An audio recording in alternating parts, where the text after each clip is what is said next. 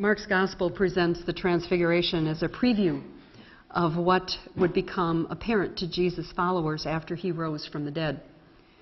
Confused disciples are given a vision of God's glory, manifest in the beloved Son. A reading from Mark chapter 9. 6 days later, Jesus took with him Peter and James and John and led them up a high mountain apart by themselves. And he was transfigured before them, and his clothes became dazzling white, such as no one on earth could bleach them. And there appeared to them Elijah with Moses, who were talking with Jesus. Then Peter said to Jesus, "Rabbi, it is good for us to be here. Let us make 3 dwellings, one for you, one for Moses, and one for Elijah." He did not know what to say, for they were terrified. And then a cloud overshadowed them, and from the cloud there came a voice, "This is my Son, the Beloved. Listen to him." And suddenly, when they looked around, they saw no one with them anymore, but only Jesus. As they were coming down the mountain, he ordered them to tell no one about what they had seen until after the Son of Man had risen from the dead. The word of the Lord. Thanks be to God. These are some of the most confusing stories in Scripture, I think. This story of this transfiguration of Jesus, the story about Elijah being carried up into a whirlwind. I think of another confusing story, which is about the ascension of Jesus after his resurrection. And what sticks with me about these confusing stories, in particular in our 2 readings today, is how our experiences of God often leave us speechless. As well they should. I mean, think of your holy moments of God when you didn't want to talk about it, because if you talk about it, it ends the experience. As long as you don't speak, you're still in that experience of God's presence. But as soon as you speak, no matter what you say, it ends the experience forever, and it defines the experience. Speaking puts that experience in a box, and it limits its meaning. Maybe that's why Jesus told his disciples, don't tell anybody about this until after his resurrection, when it would have more meaning. I mean, really, Peter, let's build some tents and stay here. I mean, it just sort of belittles the experience, this incredible experience of God that they had. And you can't blame Peter, because we're always trying to make meaning of these strange and holy moments that we have of God's presence. But as soon as we speak, it brings the moment to a crashing halt, and down the mountain you go. As I was talking about this text with one of my pastor colleagues last Tuesday, she told us of a very recent God experience that she had. And she was in Detroit with her 3 small children.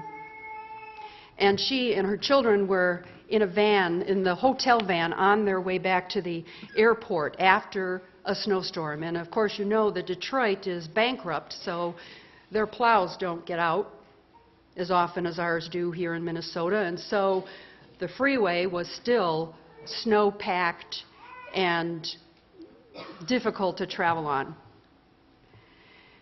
So this van, this hotel van on its way to the airport, was plowing through some thick snow, going about 50 miles an hour. And traveling in the van with this woman and her 3 children was another woman and her children. I think she said it was about 3. And then there was also a single man in this van. And as they rode through the storm, or through the snow, suddenly they saw in front of them an accident developing. Cars were starting to spin out, knock into each other, and there was just this huge mess of an accident, a chain reaction thing happening in front of them. And they knew that their van driver was not going to be able to stop that van before they entered into that accident. And so the moms just all started this natural piece of bracing their children for what they knew was coming. The driver of the van looked quickly over his left shoulder, saw no traffic was coming, and he started to veer over into the left lane, and he started this slide. And the slide, it's almost like a slow motion movie was happening, panning this accident that was happening before them, and the van was sliding past this accident and didn't hit anything. And they got past the accident, and everybody in the van was silent. And eventually they were able to get over to the side of the road in a safe spot and stop. And everyone in the van was silent.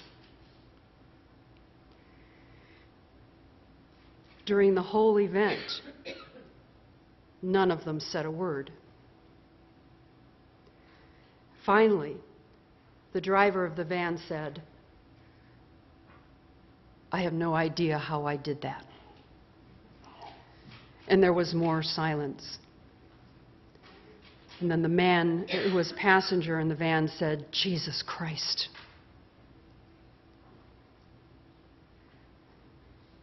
This is my son, the beloved. Listen to him.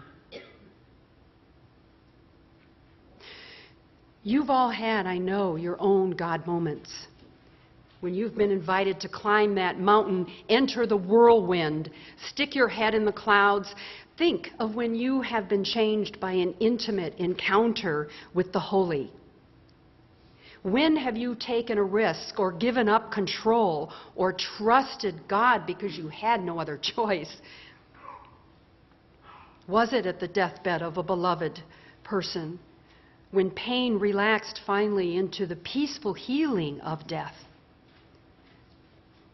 Or was it at a moment of birth, when out of thick clouds of blood a perfect body was born? Or was it in the middle of meditative prayer, when your mind and your body melted into God's Spirit?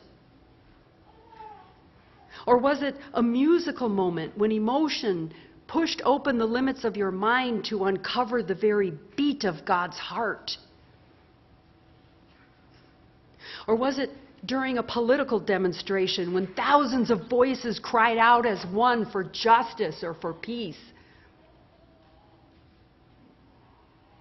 Or was it in the midst of rage or depression, when all of a sudden a spirit beyond your own imagining lifted your battered soul?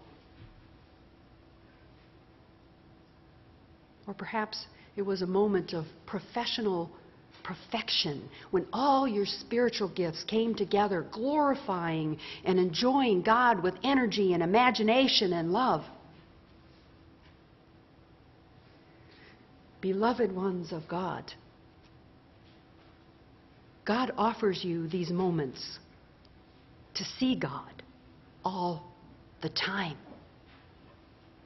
God comes to us in clouds, in whirlwinds, in visions, in blinding lights, in snowstorms.